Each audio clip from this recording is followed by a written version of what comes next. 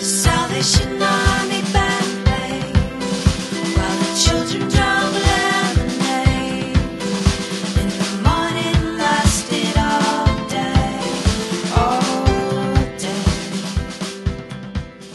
Hi, thank you for joining us for this episode of Lingua Musica, where music is the universal language. My name is Kelly Denson, and I'm here with Stephaniesid. We have Stephanie Morgan, Chuck Lichtenberger, and Tim Haney. And how are you guys doing today? Good. Great. Good. So tell me a little bit about your new album. I think that this record's the most cohesive record that we've done, and I also think it's the most personal statement for Stephanie, just because she was involved in the writing and the recording to an extent that she hasn't been before. I think we all felt a lot more relaxed this time around. And it's our first one with Tim. Oh, okay. Yeah, because he joined the band like kind of right after we released our last album. I think I played the CD release party. Yeah, he did. He was like right after we released that one. So he's been in the band for 2 years plus, but like hadn't yet been in our recordings. We've been playing those songs for a while too. I think that helped. Yeah. You know, having played those tunes live for quite a while. Some of those, at least a few of them. Yeah, for a long time. And then there were a couple of just really newcomers songs that just sort of happened in the studio, and then we had to learn them after the fact, after we got out on the road. You guys have also been doing a lot of video. We found like a secret skate ramp, like skateboarders skate ramp. Bowl. Skate bowl in Asheville, and some of our friends were like built it. And so it's this crazy looking thing from the outside, but then you go on the inside, it's this beautiful sort of birch finish and gorgeous big thing in a big warehouse. And they said we could use it for a day to make a video, and they said some of them said they'd be in it. So we dressed them up in Tyvek outfits, you know, for like biohazard use or painting a room.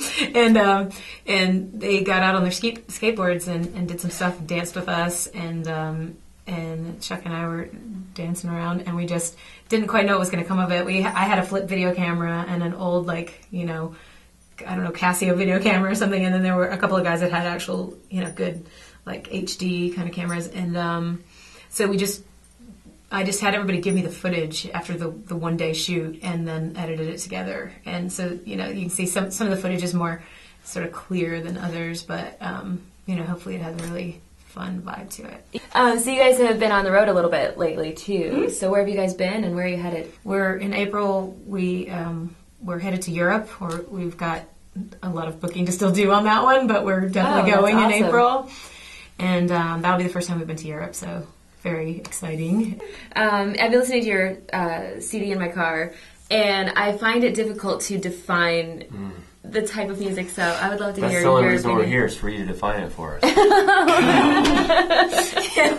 were hoping you could do that. Well, I think we can just pack it up and go home.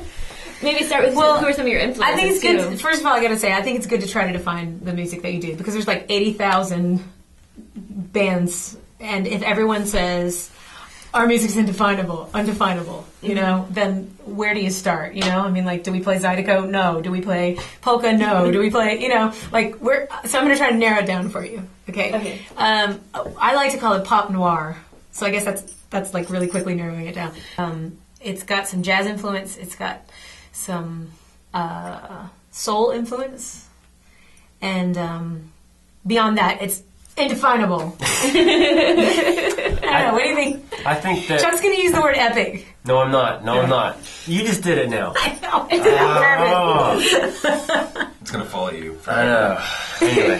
He's done that. He said epic a couple of times, and people have taken it out of context, and so it sounds like this really big sort of egomaniacal word that we use to describe our music. For me, I grew up, you know, in the Northeast, and I listened to a lot of jam bands and stuff like that, which is the word I didn't want to use, but epic jam bands. Epic jam bands. People seem to really be into it, and I think sometimes we really connect live and have some pretty awesome moments. What are some of your musical influences? I mean, like dating back to, you know, I mean, when you, like, I want to play like that, or... I saw this girl, Holly Palmer, perform at Be Here Now, like way back in Asheville's history. I don't even know if anyone watching will remember it, but I loved her because she was really expressive and really, she was sexy and just like not because she was trying to be sexy, but because she was fully occupying herself, and just singing. And she had an electric guitarist with her, and that was it. It was just, she was an opener, and I haven't even really followed her as much since, but she was the one who kind of taught me implicitly that you can, that I could just sing. And how about the origins of your band? Obviously, you guys are married. We established that with the basement conversation. Yeah. You get a basement when you get married. It comes with the thing, the license. But you have to share it. Subterranean universe of your own. Tim's actually bought a bride from Russia just so he can get a basement. Just wanted a basement. Just sort of put some stuff in it. Yeah. So I put on one Stephaniesid show. Chuck saw part of the show. He had a gig down the street. And not long after that, I think I was like, here's a song. What do you make of this? And I was playing my cowboy chords on my acoustic guitar, and Chuck was like, well, what if we beefed up the chord like this? And and just like then suddenly started actually accessing the symphony I heard in my head.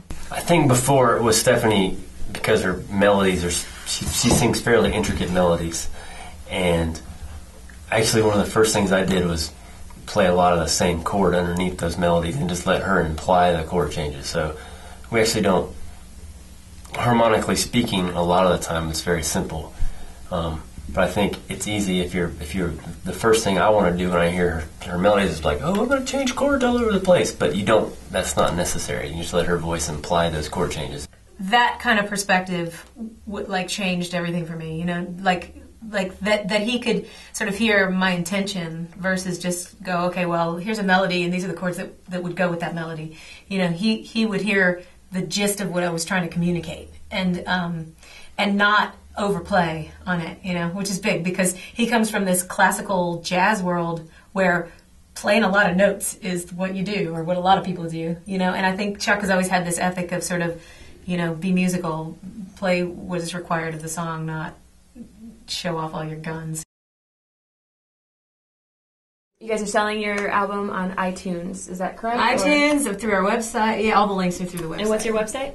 Stephaniesid.com. Well, I just want to thank you guys so much for taking the time to talk to us. And, Thank you. Thanks for having us. Thank you.